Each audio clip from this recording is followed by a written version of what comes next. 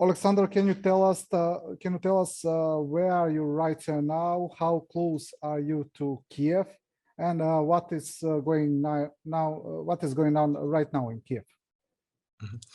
Hello, my name is Alexander. I'm currently in Chernivtsi. It's a city close to Romanian border. It's far away from Kiev. I spent 2 nights in the bomb shelter in Kiev because I'm originally from Dnipro. It's east part of Ukraine, but for several years I lived in Kiev. And on Friday morning, Russian bomb fell down to the house, which is super close to my home. It's 5 minutes away. So I moved to another city in Ukraine, and I'm currently here trying to organize help from our international partners to deliver goods from Romania, from Poland, and deliver it to our military. Because the situation in Kyiv now is really very difficult, because Russia started to bomb civilians. Russia started to bomb Kyiv region, started to bomb Kharkiv, also Zhytomyr, which is close to Kyiv. Putin see that it's not possible to defeat Ukraine by army. That in Kyiv now the situation is not safe. People are in the bomb shelter for several days. It's not possible to leave because every minute Russia can start to bomb in new parts of Kiev. Some metro stations are closed, and they all full of people who are now trying to hide and save their children, save themselves because of Russian bomb attacks. We see photos, we see videos what is happening. Yesterday, Russia bombed a TV station, which is also close to my house. It's like 20 minutes away, and some civilians died because of that attack in Kiev. Do we have an estimation how many people are still in Kiev and in Kharkiv? Because as we see, those 2 towns are under some form of siege right now. The situation is hardest in those 2 towns, I think. Maybe also in Mariupol. I don't know what is the situation right now there. Do you have estimation how many civilians are still in those towns, and what is the situation regarding the food, the water supplies, electricity? It's hard to count because we don't know how many people stayed and how many of them are still in their houses, how many of them are in small villages in Kiev region, how many of them are now in the bomb shelter.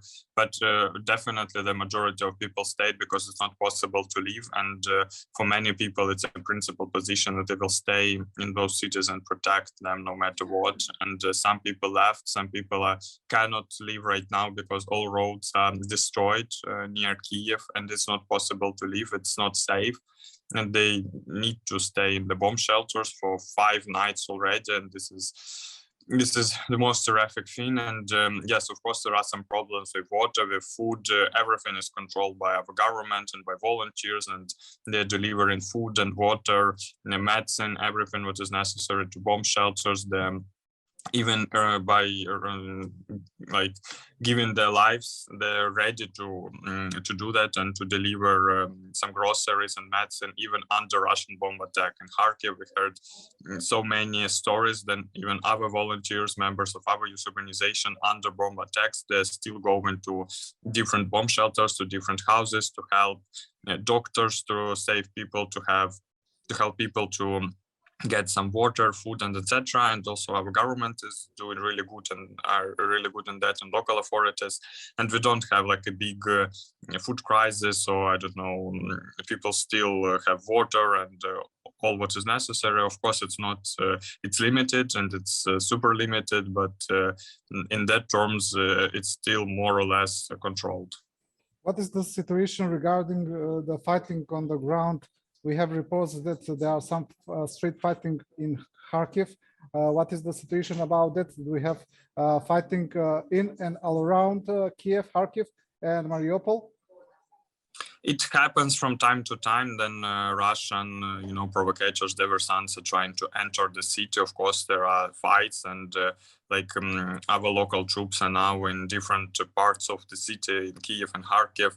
And of course, they're getting the information that Russian diversants are entered the city, and they're fighting them. It happens not so often, maybe like several times per day, but still everything is super controlled by police, by our military, by local defense, and we are getting updates from the government every 20 minutes. And most importantly, people, ordinary people, civilians, they're ready to protect their cities, and they informing the police, the local authorities about what is happening. If they see any Russian soldier or any person who looks like, a stranger and trying to do something to put some signs or doing some provocations, they're even try to stop him by themselves, even without special weapon. And that encourage all Ukrainians a lot.